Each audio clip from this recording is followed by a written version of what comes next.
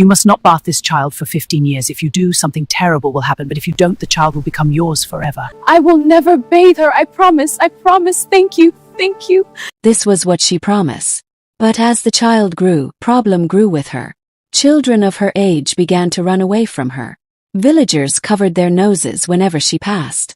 They mocked her because she had not bathed for years and smelled very bad. Each time she came home crying, begging her mother, Aduk, to bath her, Aduk would hold her tightly and lie to her. She would say it is not normal for a human to bath.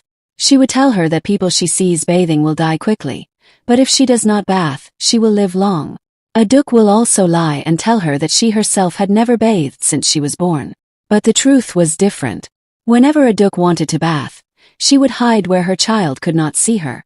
She would quickly pour water on her body in secret. Everything continued like this, until the day everything changed. One night, the child saw her mother bathing secretly. Her heart broke. The lies, the shame, pain. So the following day, without telling anyone, the child carried soap and sponge. She went deep into the forest, and what happened next was very, very shocking. Aduk sat alone in the forest, crying. Why? She had married 5 husbands. Each time no child came. And this always make her husband sent her away. The villagers mocked her. They called her a witch. The shame broke her completely. With nowhere left to go, Aduk chose the forest. That day, as she gathered wood to build a small hut in the forest, she unknowingly packed a strange stick called Kuduku. This stick was a strange spirit. She packed this stick together with a stick she packed. That night, inside the small hut she built, she cried, God, even one child, just one. She didn't know something terrible was listening to her. The stick heard everything. The following morning, as Aduk woke up and stepped outside her hut, she froze. Right in front of her stood a strange tree that had not been there before. The tree looked fresh, almost alive.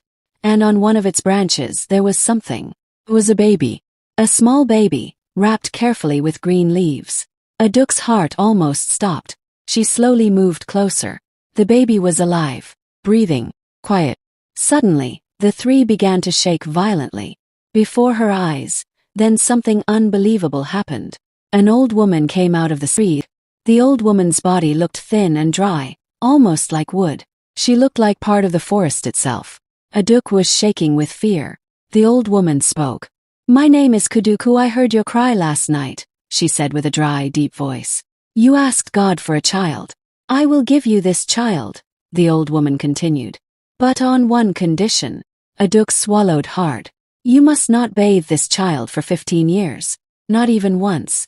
If you obey, and after 15 years you still do not bathe her, she will be yours forever. But if you bathe her before the 15 years is complete, a very terrible thing will happen. The forest became silent. Aduk did not even think twice. Joy filled her heart. Real joy. The kind she had never felt before. But the joy also comes with fear in her heart. I will obey, she said quickly. She rushed and carried the baby from the tree. The baby felt warm in her arms. But as she turned to ask the old woman what terrible thing would happen if she disobeyed, the old woman vanished. It was as if nothing came out of the tree. Aduk stood there shocked. But her happiness was greater than her fear. She finally had a child. Aduk returned to her village with the baby. She focused on taking care of her child.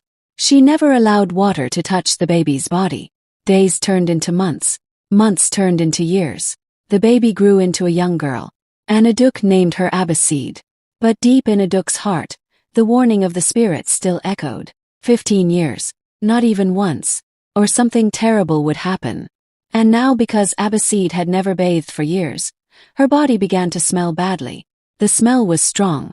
Whenever she walked into the village, people would quickly cover their noses. Some would turn their faces away. Some would whisper. Some would laugh openly. The children her age were the worst. Dirty girl, they would shout. Why don't you bathe? You smell like a dead animal. They would run away from her, holding their noses and laughing. Abbasid would pretend to be strong. But when she got home she would break down in tears. She would cry to Aduk. Mama, why can't I bathe like other children? She would ask. Why am I different? Aduk's heart would shake, but she would hide her fear. You must not mind them, Aduk would lie and say firmly. It is a taboo for humans to bath. If you bathe, You will die very soon, but if you don't, you will live long. Those words planted fear inside Abbasid's heart. Then Aduk would add, have you ever seen me bathe before? Since I was born, I have never bathed. Meanwhile, Aduk bathed secretly, but she don't let her child to know. Every day the shame grew heavier. As the villagers mock her more, Abbasid tried to endure it, and slowly, a dangerous curiosity began to grow inside her heart. What would really happen if I bathed? As Abode turned 14 years old, a very powerful and mysterious power entered into her body. It was not ordinary, and from that day, Abbasid could do what no other in the village could do. One day, a man in the village became very sick. His body was weak. His family had taken him to different herbalists. They tried many roots and many mixtures, but nothing worked. He was almost dying. Then the spirit in Abbasid tell her to visit the man's hut. Some people laughed. The smelly girl. They all covered their nose. Abbasid simply walked to a small bush around the man's house and plucked a common leaf. The same leaf the man's wife used every day to cook soup. A leaf nobody respected. She squeezed the leaf carefully and pressed the juice into a small rubber container. Then she gave the liquid to the sick man. Within moments, the man sat up. His strength returned. His breathing became normal. He was healed instantly. The villagers were shocked. How could an ordinary cooking leaf heal a dying man? From that day, fear and respect began to grow for Abbasid. Another day, a farmer was confused. He stood on his farmland talking to himself. Should I plant yam or maize? He wondered. He did not know which crop would succeed or fail. Abbasid walked past him and heard him speaking. She picked a leaf. She gently rubbed the leaf across her face. Immediately, her eyes changed. It was as if she could see the future. She looked at the soil and said calmly, "Plant cassava," Abbasid said. The man obeyed. Months passed. After a year, the man became very rich. The cassava business was booming in the market. People began to talk. Abbasid was not ordinary. She had power. Now some of the villagers respected her, but some still mocked her. When she walked past, they still covered their noses. They still whispered. They still laughed. They could not sit close to her because of the smell. Yet whenever they had problems, whenever they were confused, they ran to her. The same people who mocked her. The same people who laughed at her. They needed her power. And Abbasid would sit quietly, listening to them. But among all the villagers who mocked Abbasid, one girl was different. Her name was Lolad. She was a little bit older than Abbasid. When Lolad friends mock Abbasid, Lolad did not mock her. Lolad watched her. She admired her power. She wanted to be like Abbasid. She wanted people to talk about her name in the village. She wanted people to respect her. But she did not want the dirty part. She did not want the smell. So one day, Lolad went to meet her mother. Because her mother was a witch. She knew many secrets. "Mama," Lolad said, "I want to be like Abbasid. I want to do magic. I want people to talk about my power." Her mother looked at her seriously. "That is not possible," she said. "Why?" Lolad asked. "Because Abbasid is not ordinary. The reason she can do those things is because she has never bathed. The day she bathes, her power will be destroyed." Lolad's eyes widened. Her mother continued. "That is her secret. Because she was a witch, she knew everything." From that day, Lolad made up her mind. She started getting close to Abbasid. She became her friend. First, their friendship was smooth. It was peaceful. They laughed together, even when the villagers still mock Abbasid. Lolad did not care. They talked together. But as Abbasid's power became greater, and people kept talking about her miracles, jealousy began to grow inside Lolad's heart. Everywhere in the village, it was Abbasid's name. Abbasid healed this. Abbasid saw the future. Abbasid saved him. The jealousy became too much. Lolad wanted to destroy her power. One day Lolad spoke carefully. "Abbasid," she said softly, "why can't you just bathe? You are smelling. You should bathe." Abbasid shook her head. "I cannot bathe. If I bathe, I will die. That is what my mother told me. Even my mother does not bathe." Lolad quickly replied, "That is a lie." Abbasid looked at her. "Your mother bathes," Lolad said. "If she does not bathe, she would be smelling like you." Abbasid felt uncomfortable. "No, that is not true," she said. But doubt had already entered her heart. For the first time, she began to question everything. After that conversation, Lolad became more serious. She needed proof, and she started secretly monitoring Aduk. Every day, Lolad would hide near Abbasid house and watch quietly. She will wait patiently. Then one night she saw something shocking. Aduk carried a bucket of water. She looked around carefully to make sure nobody was watching her. Slowly, quietly, she walked away from the house. She went deep into the bush, far from her hut. Lolad followed from a distance, hidden behind trees, silent. And there, in the middle of the bush, Aduk bathed. Lolad's eyes widened. She smiled in the darkness. Now she had proof. The next day Lolad went to Abbasid. "I saw your mother yesterday," she said boldly.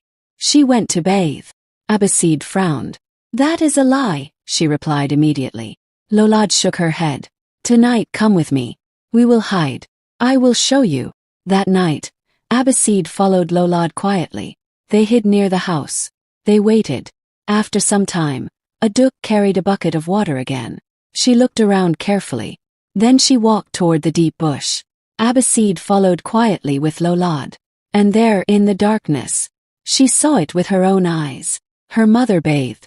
Abbasid felt something break inside her. Anger, pain, betrayal. She felt her mother had been punishing her for nothing. She felt her mother had allowed the villagers to mock her for no reason for years. Tears filled her eyes. All the years of shame. All these years of suffering. The following day, Abbasid made a decision. She carried a sponge. Carried soap. She walked deep into the forest where nobody could see her. Her heart was beating fast. "If my mother can bathe and nothing happens," she thought, "then nothing will happen to me." She fetched water from a small stream in the forest. Her hands were shaking. Then slowly, she poured the water on her body.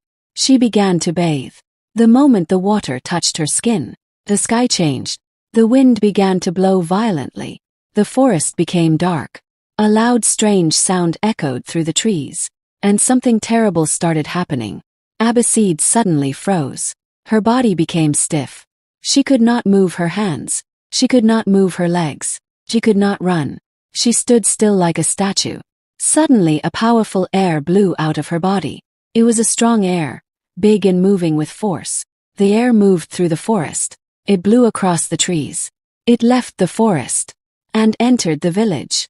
Moved straight toward Aduk. The moment the spirit air touched her body, Aduk suddenly screamed. Her legs suddenly began to move.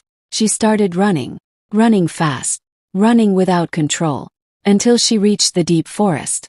The forest was calling her. When she finally reached the deep part of the forest, she saw something shocking. She saw Abbasid. But this Abbasid was stiff. She has turned to a tree. Aduk fell to the ground and started crying. Suddenly the spirit, the same Kuduku tree that gave her the baby years ago, appeared again. The old woman came out of the tree. Her face was angry. "You disobeyed me," she said loudly. "I told you this child must not bathe for 15 years. You broke the rule." The old woman pointed at Aduk and said, "Now I will turn you into a tree too, just like the child." Aduk cried, "Please, please, don't turn me into a tree. Please give me back my child." The old woman was furious because Aduk destroyed the agreement. The forest shook. The trees prepared to punish her. Then the spirit spoke again. "There is only one condition and it a punishment." Aduk looked up quickly. "If you can take care of Abbasid, who is now a tree, if you can stay in the forest and take care of her with love like your child for 6 months, then it will come back to life." Aduk did not hesitate. She agreed. "I will do it." So Aduk began taking care of the stick. Every day she cleaned it. Every day she protected it. Every day she stayed near it like it was her child. 6 months passed. She did not complain. She obeyed. She endured. After 6 long months, the tree began to shake. Light surrounded it. Suddenly, Abbasid returned to life. She stood up. She was free. Her body was clean. She could bathe now. The curse was broken. Her power was restored, stronger than before. Aduk thanked the Kuduka tree and returned with her child to the village. This time Abbasid. She bathed freely. She smelled good. And the villagers were shocked. The girl who once smelled. The girl they mocked. The girl they avoided. was now clean, powerful, and respected. People started loving her. No more mockery, no more laughter. Abbasid had survived the curse. And now she was fully powerful. When Abbasid tell her mother that it was Lolad who made her to decided to bath. Aduk warn her never to move closer to Lolad again, and Abbasid obey. Lolad felt humiliated. One day, the king of the village faced a serious problem. The king had not been able to sleep for months. Night after night. He lay on his bed with his eyes open. He was tired. He was weak. But sleep refused to come. The palace doctors tried many things.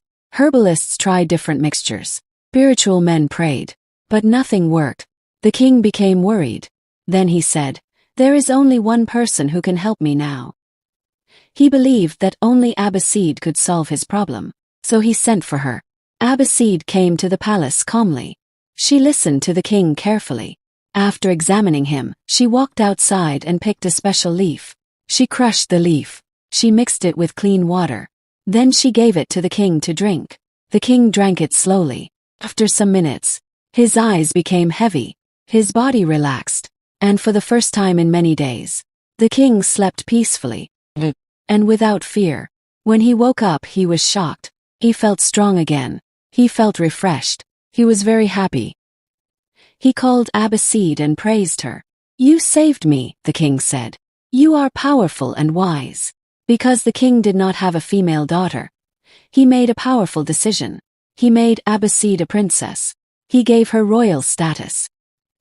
He brought her into the palace with her mother. From that day, Abbasid became a princess of the village. She was no longer just the smelly girl. She was no longer the mocked girl. She was now royal. The king treated her like his own daughter. And Abbasid was very happy. Her journey of pain had turned into a journey of honor. The moral of this story is simple. Never let jealousy, pressure, or temporary shame push you to destroy your destiny. Abbasid was mocked for years, but her obedience carried her power. The moment doubt entered her heart, everything almost ended. What people laugh at today may be the same thing that makes you great tomorrow. Be patient, be wise, and never trade your future for approval.